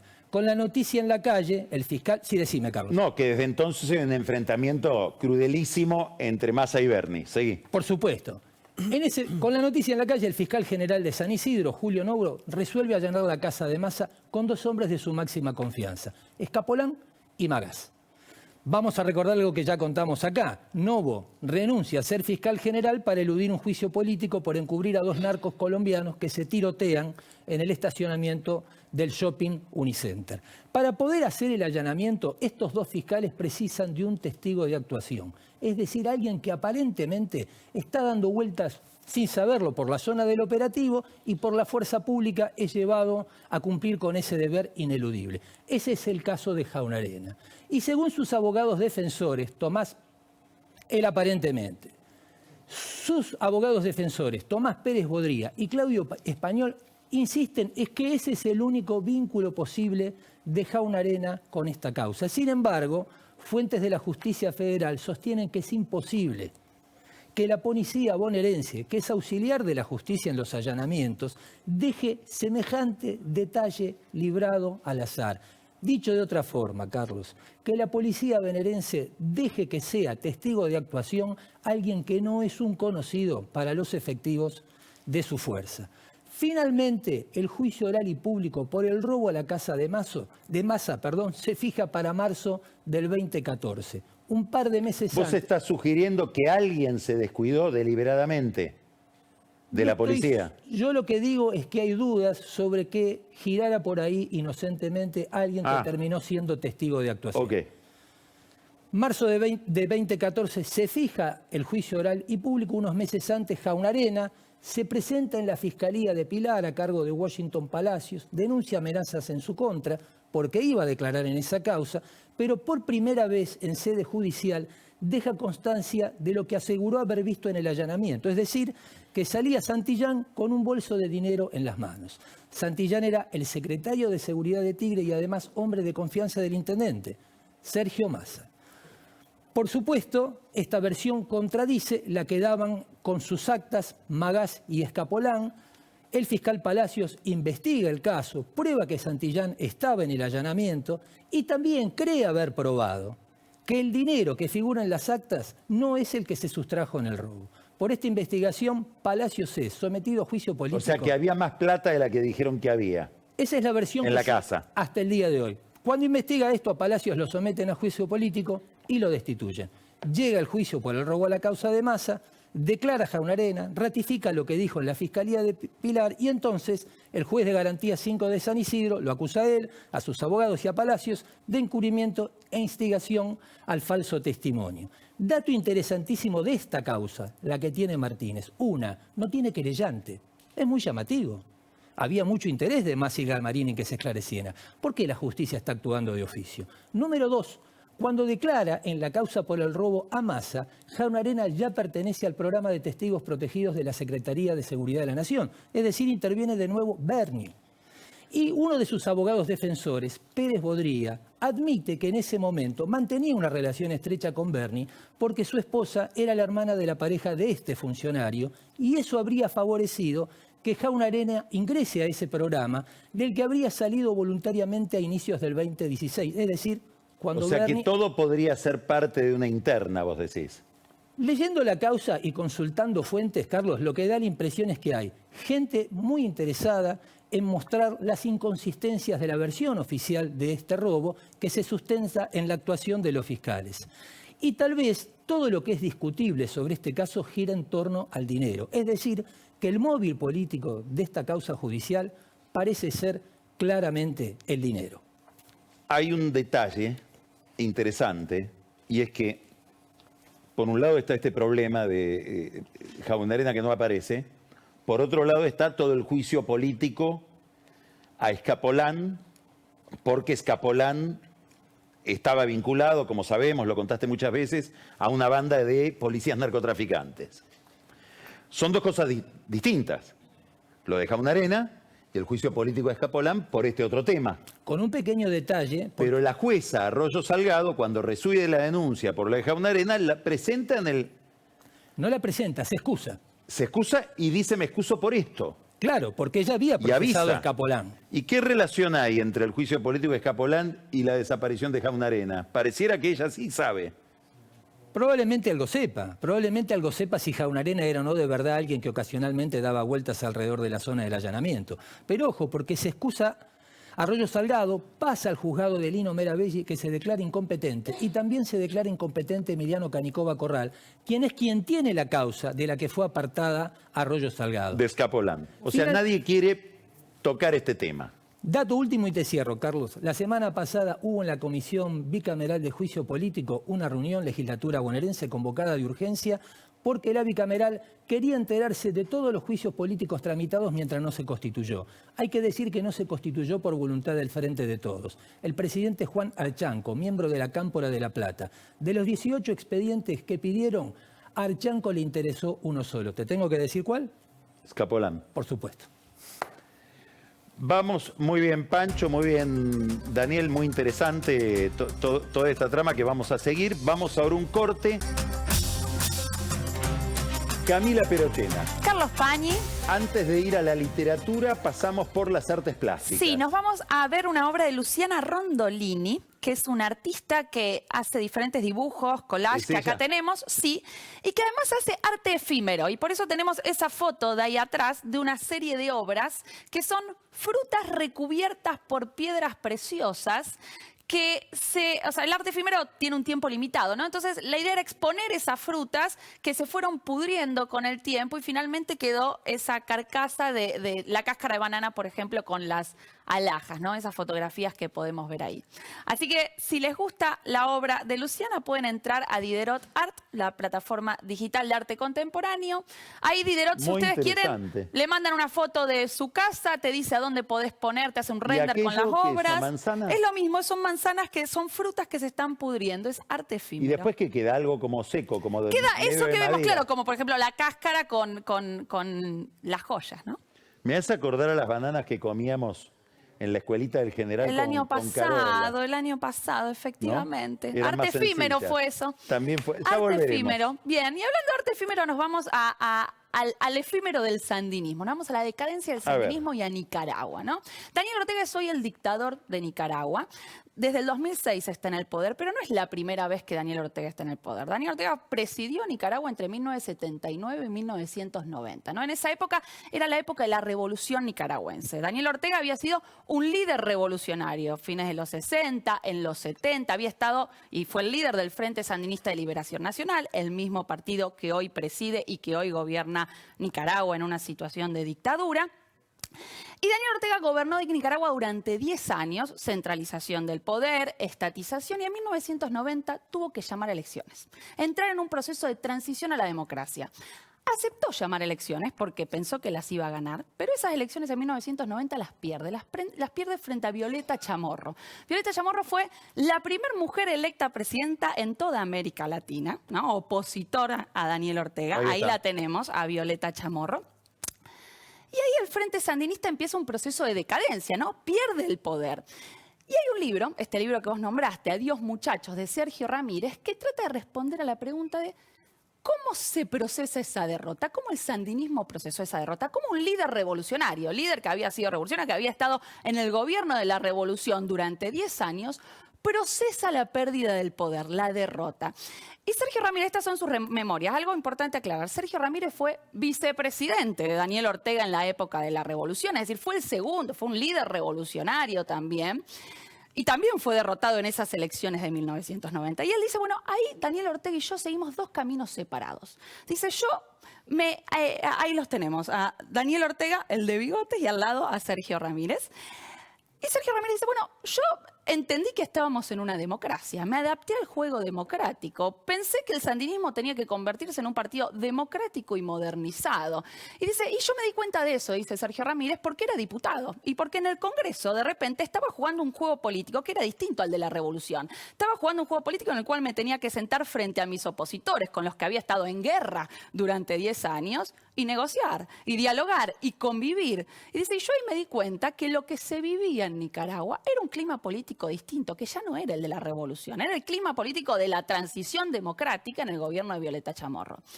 Pero Daniel Ortega, dice Ramírez, no se dio cuenta de eso. Daniel Ortega siguió pensando, viviendo, actuando y haciendo política como presidente del sandinismo como si estuviera en la época revolucionaria. Siguió apegado a esa intransigencia, a ese fundamentalismo que él había tenido durante la época revolucionaria, pero en un clima que ya no era el de la revolución.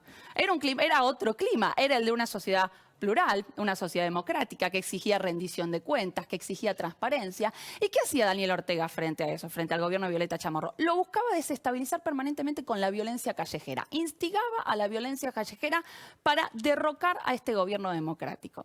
Y sobre esta especie de apego fundamentalista a los valores del pasado, hay una cita que me gustó mucho. Y la imposibilidad no es solo el apego a los valores del pasado, sino la imposibilidad. Lo que estás contando es cómo un grupo con un impulso autoritario se adapta, absorbe o resiste la alternancia. Exacto, ¿no? cómo no puede. Admitir la legitimidad de que gobierne otro. Esta es la sin cita que es desestabilizarlo, perfecta ¿no? para eso que decís. Sergio Ramírez dice, la fidelidad ideológica a un mundo que ya no existía seguía siendo una obsesión de la vieja guardia. La vieja guardia es esos sandinistas que siguen apegados. La fidelidad ideológica a un mundo que ya no existía, ¿no? Esta imposibilidad para darse cuenta que el mundo a su alrededor cambió. Bueno, esto hoy está llevado obviamente a un extremo en Nicaragua. Hoy Daniel Ortega sigue con una retórica antiimperialista, fundamentalista, intransigente, que lo que hace es recubrir un gobierno que viola directamente derechos humanos, ¿no? Un gobierno donde hay exiliados, presos políticos. Bueno, Sergio Ramírez es un exiliado del gobierno nicaragüense, no puede volver. Donde tenemos presos políticos que antes habían también estado participando en la revolución nicaragüense. Entonces, me parece que este es un buen ejemplo para pensar. A veces hablamos acá de las utopías retrospectivas, ¿no? Como de la dificultad para darse cuenta que el clima de época cambió. y que a veces hay que ayornarse, ¿no? Ese clima de época. Te dejo una incógnita para más adelante. A ver. Sandinismo y ataque a la tablada en la Argentina. Claudia Gil tiene un artículo hermoso sobre eso. Vamos a hablar. Vamos a buscarlo.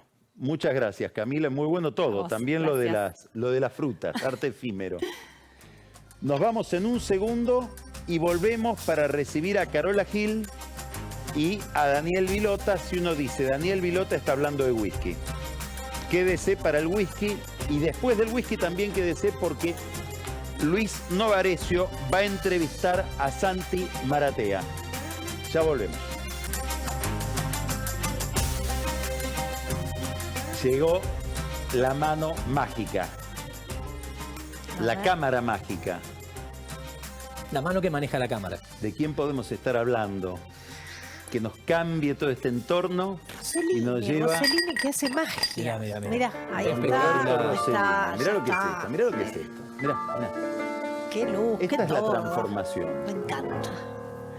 Servite tu Ya. whisky porque nosotros ya nos Estás servimos. ansiosa, estás no. ansiosa. Es que, viste, ya bajó la temperatura unos graditos y nos dan ganas. Me está cubriendo a Qué mí, por eso suerte. se muestra ansiosa. Vamos. Gracias, Caro. Le haces el aguante Claro, a la solidaridad. laja. Solidaridad. Me dice la laja. Vamos a brindar ¿Por quién? A ver, Carlos. por el doctor Gramizu, Sí. que sigue muy inquieto con los números que mostramos Y hoy sí. de producción agropecuaria. Víctor, Sí. que lo tenemos de nuevo ¿Punta del Este? del otro lado del río, Sí. en Punta del Este, disfrutando ¿Con la de barra del cortito? con la barra del cortito. Bien. Y vamos a mandarle un saludo a un gran cineasta. Sí, No está a la altura de Rossellini, pero pega en el poste, Gillo. sí. Y lo vamos a tranquilizar de que ya le mandamos el libro. Ah, bien, perfecto. Al periniano, Gillo. Ok, perfecto. salud. Brindamos Salud. por todos ellos. Y abrimos las puertas del Kenan, pero ¿qué querés ver? ¿La encuesta antes? Porque tenemos los resultados Vamos de a ver la encuesta encuesta. que hicimos la semana pasada. ¿Te acordás lo que le habíamos preguntado a la gente por Recordalo, a nuestra ver. cuenta de Twitter, @Odisea Argentina? Mira, tenemos la...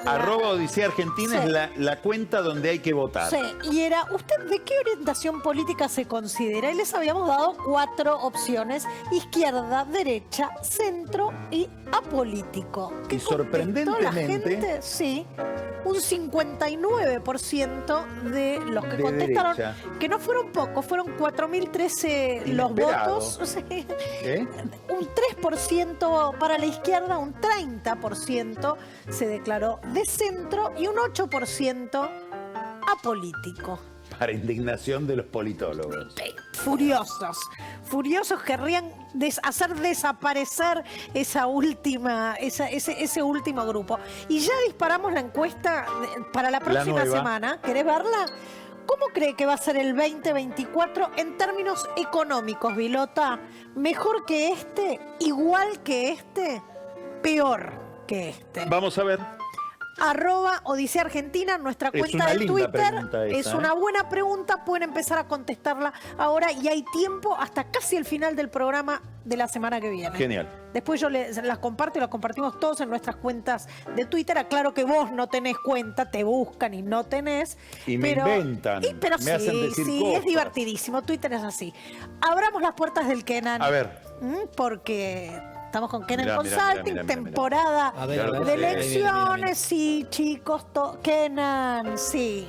Pero vamos a abrir no solo Centro Cultural Se Kenan, nos cae, ¿eh? En cualquier momento. No. Avisale a Wino que en cualquier momento se cae el... Un añito más ¿Aguanta? aguanta, un añito más aguanta, sí, estamos sosteniendo los cimientos. Vamos a abrir en realidad las puertas de Kenan Consulting con uno de los spots que anduvo circulando, lo hemos bailado todos A ver. al ritmo de Es el hit Cristian del Castro. fin de semana en el conurbano. En el conurbano se canta todo el día y Kenan Consulting fue responsable de este spot de campaña que vamos a ver ahora. Ahí va también, solidez. Mirá qué solidez. Sí, sí. ¿Quién no va a contratar a esa Sí. consultora? Mira. Y mira, ahí vamos. Quédate sentado, Porque la coloya Bueno, ahí la tenemos a la Colo, Patricia Curía, ¿no? La que quiere disputarle a Espinosa todo.